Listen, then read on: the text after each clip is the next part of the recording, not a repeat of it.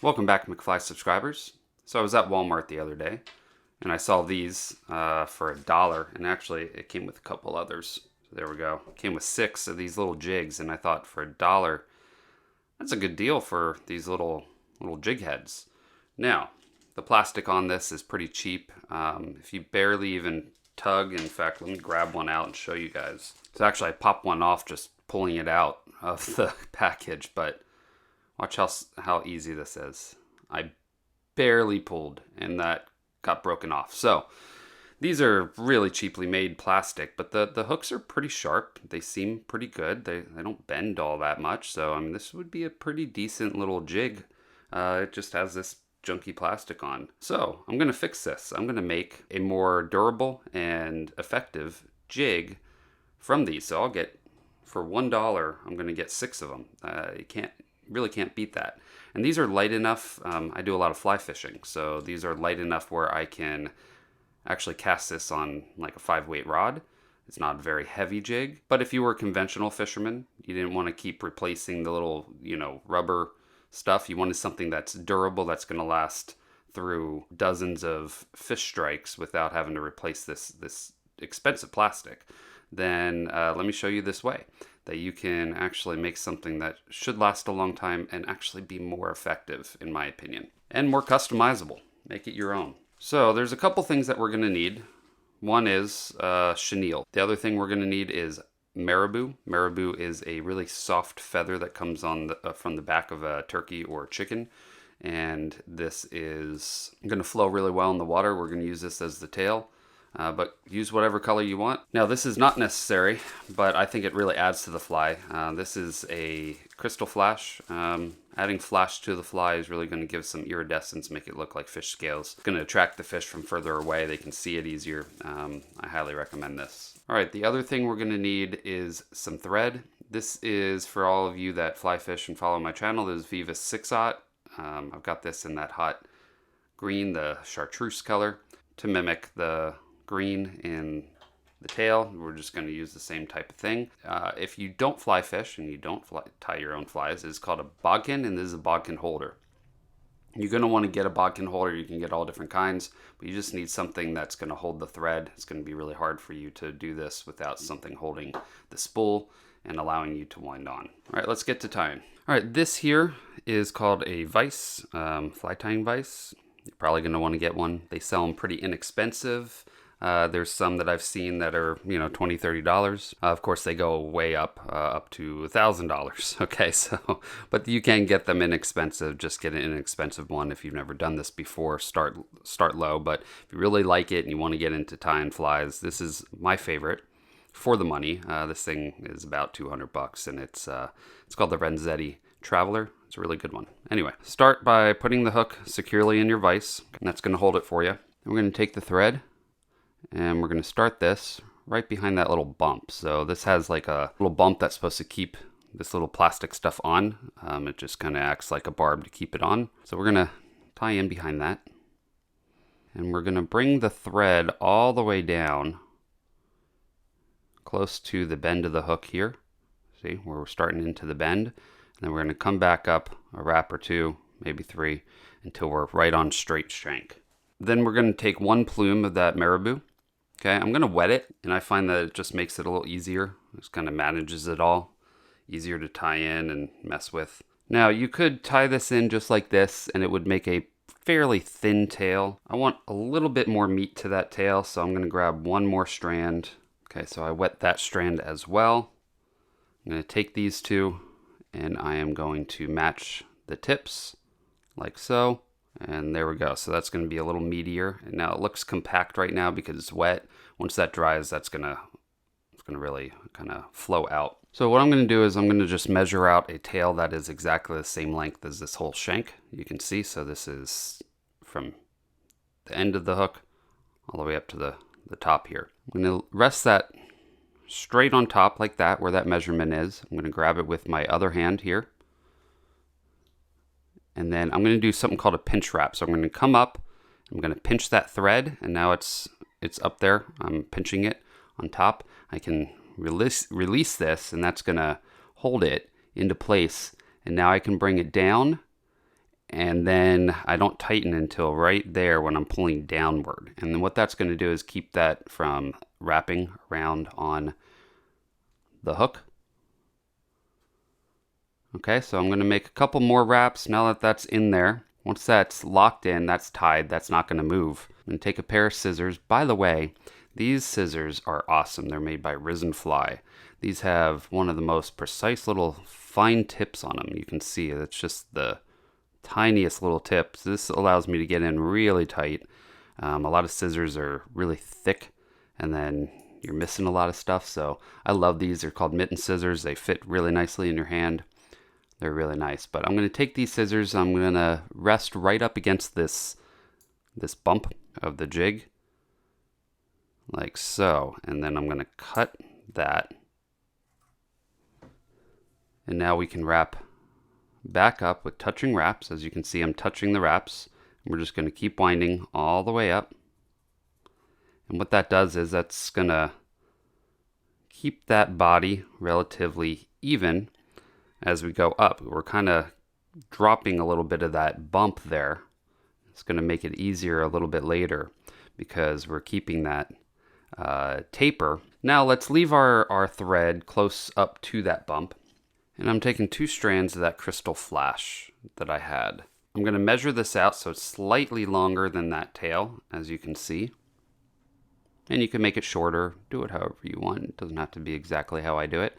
So I'm wrapping over it like this, and I'm keeping it on the side of the fly. So that way, this is on the side where that looks like little fish scales towards the tail there. And we're going to wrap this down all the way to where that tail starts. Just like so. I think I went a little far. So now I'm going to take this other side, I'm going to wrap it around like so to the other side of the fly, and we'll wrap it on that side as well. We've got now flash on either side of this fly. We can take this and cut this now off the same length as the other flash, and we'll wrap back up. But I am going to come down 1 or 2 wraps, and you can see I've got a little space there. All right, so next I've got a piece of that chenille, and I'm just going to rest this on top to where it's touching that little bump, and we're just going to tie that in. I'm going to bring this all the way down, right to the start of that tail, and then we'll come all the way back up. As you can see, it's not wanting to go past that bump. It's pushing that thread down. There we go. Now we're past that bump. And you can see I had to jump past this barb as well.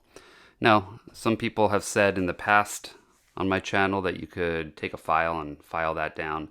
It is lead. I don't really want to put lead particles all through the air and file that down. This is fine. Honestly, if you wanted to make this perfect, yes, file that down, and then you would have a nice, perfect little, spot. But let's make this easy. Let's make this quick. I'm not really into doing that kind of craziness. Now, to make sure everything stays secure, I've got a little bit of super glue here. Let's wipe that on the hook shank. And now I'm just gonna take this chenille and I'm gonna wrap this with touching wraps up the hook shank. And we're covering everything here. Wrap over that bump a little bit, and then we can, like that. And then once we reach the head, we're going to take this thread and we're going to go underneath like that. Okay? Wrap over. And then we're going to go underneath again, wrap over. We can make one more wrap over it on the other side, and that should lock it in. But that's not moving. So now we can come in with our really fine point scissors.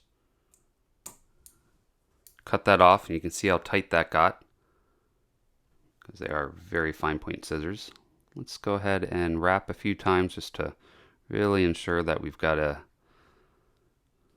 good heavy wrap on there. And then we're going to whip finish. This is called a whip finish tool. This is basically just tying it off. If you haven't seen it before, but you capture it like so. You create like a 4, and then you wind that around, and that wraps the thread over on top of itself and knots it. And you can come in with your scissors, and there we go. Now we've got a little mini marabou jig. You can see that's sticking through right there. That doesn't bother me at all, not in the slightest, but if that does for you, then you can file that off and fix that. Once this dries a little bit more, this is gonna splay out a little bit, it's gonna fan out. Look at this stuff. It moves so gracefully. See, I'm barely moving it, and it moves really well in the water. So yeah, you can make this tail a little bit longer if you wanted. You can make it a little bit shorter. If you go too long, it could foul around the hook, bend around the hook, but this is really good moving material.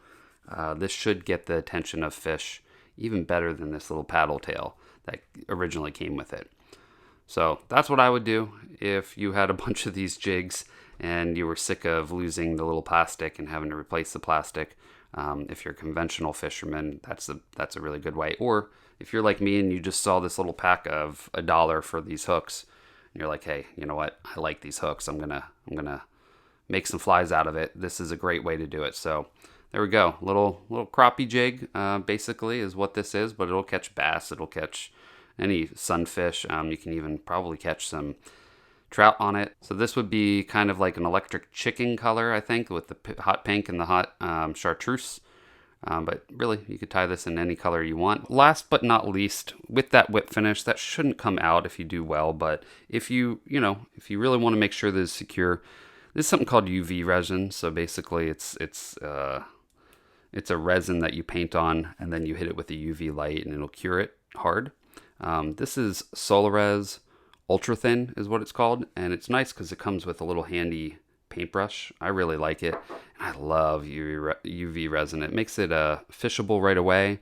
You could use super glue here, but this becomes like a hard coating, and fish teeth are just not gonna get through that. So you can see it's shiny. So I got this UV light here. I'm just gonna zap it with the UV light, and it doesn't take long at all. There we go.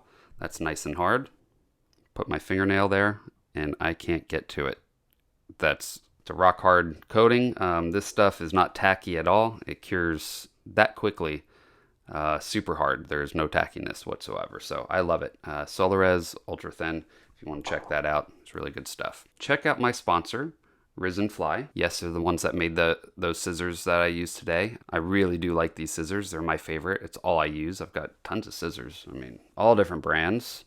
Here's another pair. That's not their brand. Another pair, not their brand. So I mean, but it's what I use. I love these scissors. I use them all the time in almost every single fly. So definitely check out Risen Fly. They sell rods and reels and pretty much anything you need to fly fish. And their prices are absolutely amazing. And best off, they're offering all of you a discount if you're my subscriber. So first, become my subscriber.